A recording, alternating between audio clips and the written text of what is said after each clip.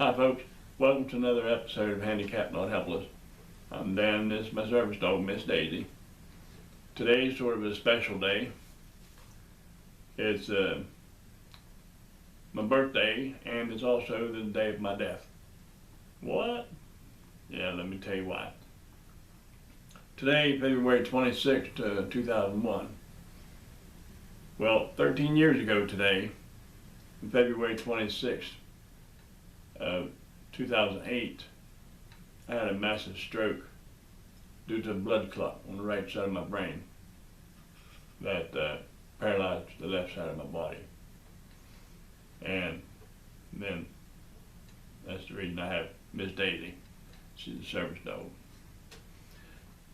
So the reason I say it was my death day is because the person that I was before the stroke, I was 54 years old at the time. So for 54 years, the person everybody knew of me as was dead, was gone and was never coming back.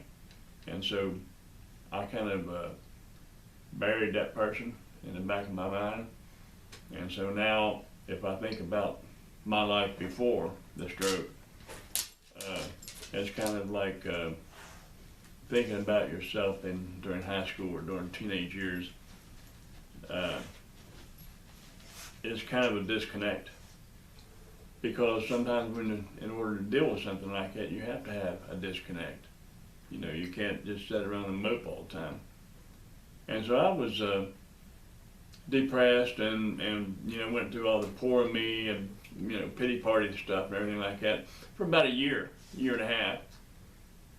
But at some point, you got to put away the pity party and get on with life, So I remember distinctly, 2 years had gone by and I was still here at the house by myself. My then wife was working. But I was tired of just being a vegetable. So I got in my wheelchair, which at that time it wasn't a power chair, it was one that you push around. And I realized with one hand, about the only thing I do is go around in circles.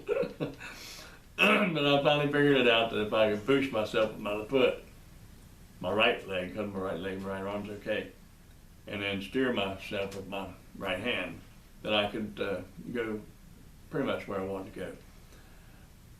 Well, I had a little pickup truck sitting out in the driveway, and I made my way out to that pickup truck and opened the door, and it took a while and took a lot of effort, but I got inside that pickup truck and I started it up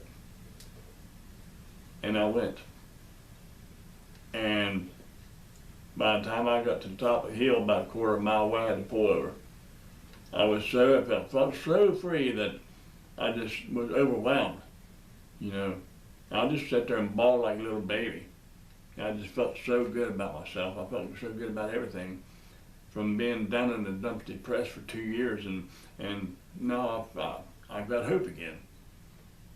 And so I think that was when actually the new person that I am now was born, was when I realized that, I don't have to sit around for the rest of my life and, be miserable and everything like that. There's more life out there for me.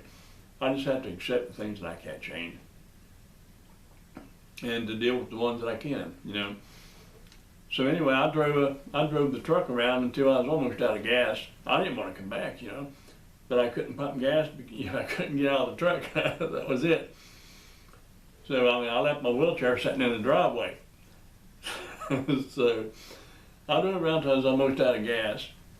Went by my sister's house and beep beep, blowed the horn, and she come out and she said, "You can't drive that truck." Yeah, I can. Well, then she called my then wife and said, "Daddy's driving the truck." And my wife's like, "What do you want me to do about it?" "Well, he can't drive a truck." She said, "Evidently he can." So I came back home, pulled in beside my wheelchair, and stubborn-headed as I am, I got out of my truck and into the wheelchair and came back in the house. And that's it. I never looked back. I'd been driving ever since, and I got a power chair that I don't have to try to use a regular wheelchair anymore, so I'm really independent. And then, well, I mean, look here, don't give up, because I had my stroke, 2 strokes actually, one in February and one in April of 2008. In 2014, 13 and 14, I wrote and published 3 books. And they're for sale on Amazon and like 26 different countries, translated into 8 different languages or something like that. I was a musician back then, before the stroke, but not now. I mean, I was a guitarist. But now I still play keyboard and mess around like that. I still write songs and everything. But you can't give up. You got to just stop thinking about what you don't have and think about what you do have. Because what you don't have, thinking about that, it's not going to get you nowhere. That's just going to make you miserable or whatever. Think about what you do have. Every morning when I open my eyes, the first thing that comes to my head, Lord, thank you for another day. And whoever your Lord is, whoever you pray to, or if you don't pray to anybody, you still should be thankful for every day of your life. And probably, I mean, I should have before I had the strokes as well. But we don't think about that. We take it for granted until something, catastrophic happens to us. But I just wanted to make a short video, and I do every year. I'll make a video where I'm, commemorate it somehow.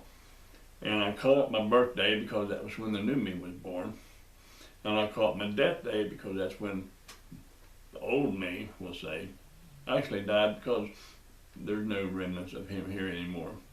People that knew me before that, most of them fell away, friends and relatives, and they don't want to come around for whatever their personal reasons are, But that's for them to deal with, And I don't really care what you think about me or what anybody thinks about me, because what you think about me is your private thoughts, and therefore none of my business. You see what I'm saying? Those are your thoughts in your head and none of my business, so I don't care. It don't affect me one way or the other.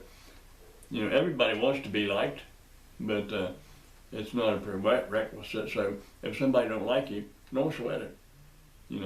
It ain't none of your business if they don't like you, if you get down to it, because it's their personal thoughts.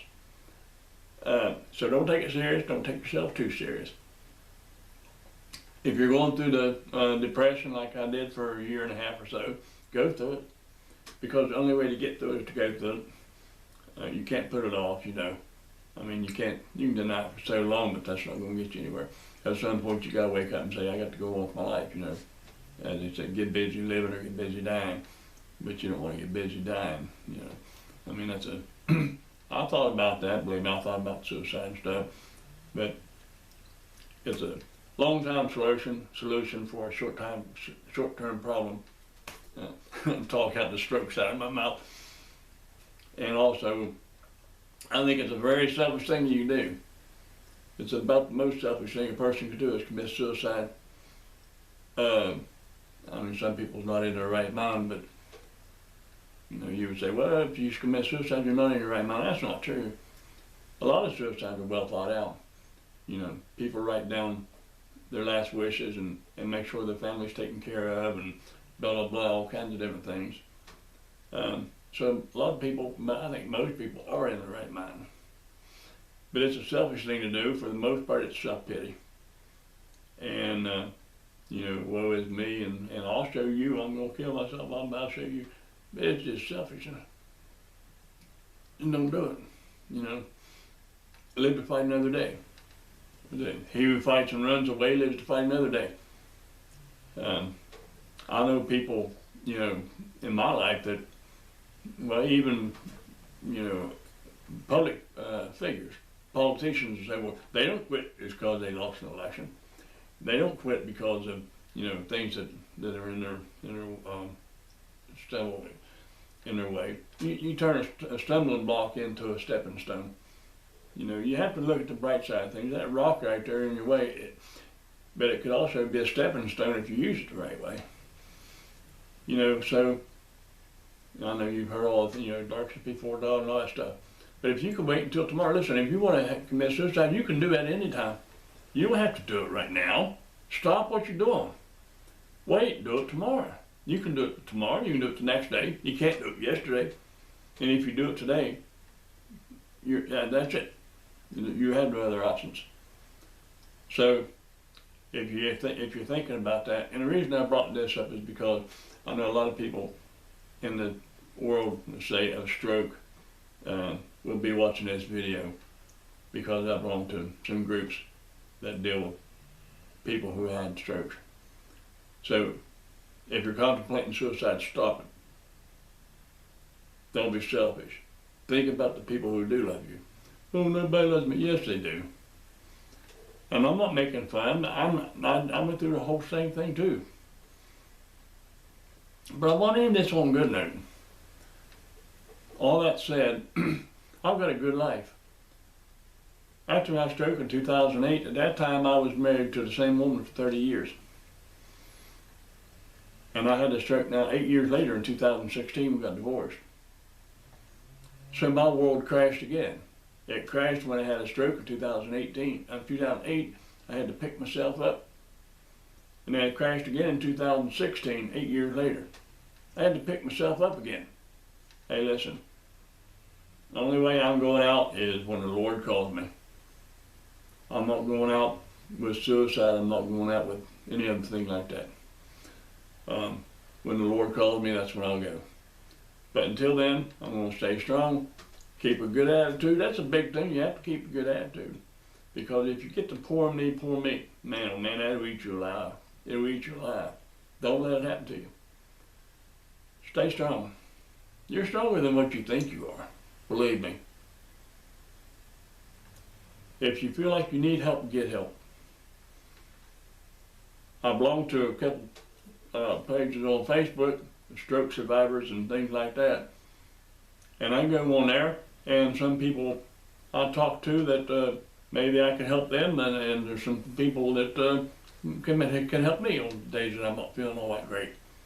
So get involved in that. And I'm speaking to this because I know a lot of stroke survivors will be watching this. So don't give up. I know you've heard that all before, but that's the bottom line. Here it is now, 13 years today is my 13th anniversary. I've been in this wheelchair for 13 years. And I hope to God I'm in this wheelchair another 13 years, you see. Stay positive. Do what you need to do. If you need to talk to somebody, do it. If you have close family, if you don't have close family. If you do, then talk to them. If you don't, and a lot of times your family don't understand you, you don't want to talk to them, they don't want to talk to you, they're trying to avoid the subject. Okay, go to like a Facebook page called Stroke Survivors, or anything else having to do with stroke. And you don't have to participate. Just go there and just sit back and read some of the comments that people are saying. And read some of the situations that they're in, And you may see me on there too, it's a very good thing. I've got a couple sites I might as well plug while I'm here. One's called Handicapped Not Helpless, which is what I am. I'm handicapped, but I'm not helpless. That's on Facebook, and also videos I have on YouTube. I've gotten lazy on that. I need to get back into that.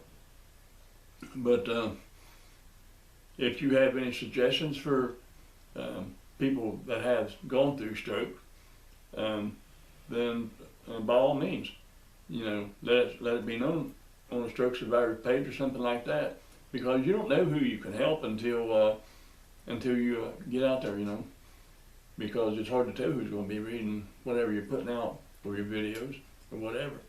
And if you can help a person that is feeling down and bad about themselves, then why not do it? So that's a whole lot better than sitting around feeling sorry for yourself.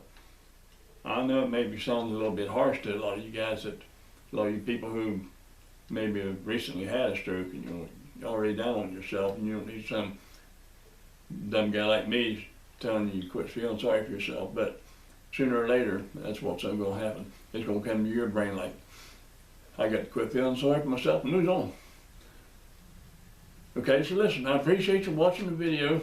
And if you made it through this far, thank you very much. Check out my Facebook page, Handicapped Not Helpless.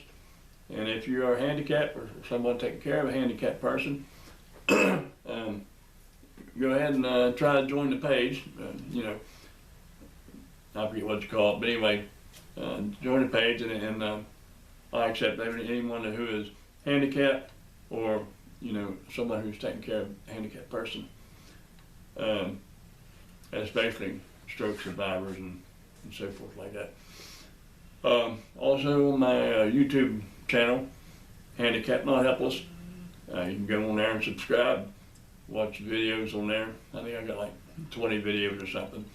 I haven't been on for a while, but I'll post this video, and if you see me on Facebook or YouTube, ask questions all you want. You know, I answer all questions and all comments on my pages. It may take me there so to get to it, but I do. So I appreciate you watching, and again, damn Miss Daisy, she's over there sleeping right now. You probably hear her snoring. We're handicapped, not helpless. Happy birthday to me, happy death day to me. It's happy both ways, because I'm still alive. Hang in there.